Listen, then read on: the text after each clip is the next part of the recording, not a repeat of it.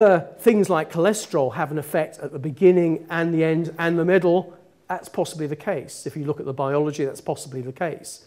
But what I'm saying is that risk factors act at different times, and yet we're measuring it at a single time point, which in some senses doesn't make any sense at all. It doesn't help, and that's perhaps explaining why those ROC curves that I described to you earlier were a problem. There's another reason why they're a problem as well, and that is my view, and there's quite good evidence for this, that you don't go down a single route. You don't need to go down that single route. There are alternative pathways, and the bundles of risk that transmit that risk, that move you from one process to another, may not contain any classical risk factors. So what you're doing here is moving along alternate pathways until you get to the end point.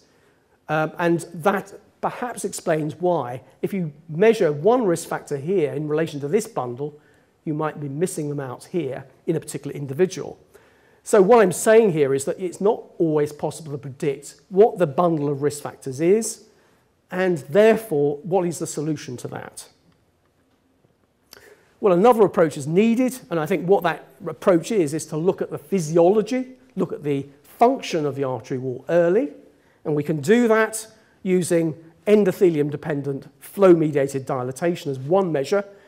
And what you can do here is put a probe on the artery, you occlude the arm with an inflatable cuff, you then measure the artery caliber and, at baseline, and then once you've released the cuff. And what happens if that artery is healthy is that it will dilate.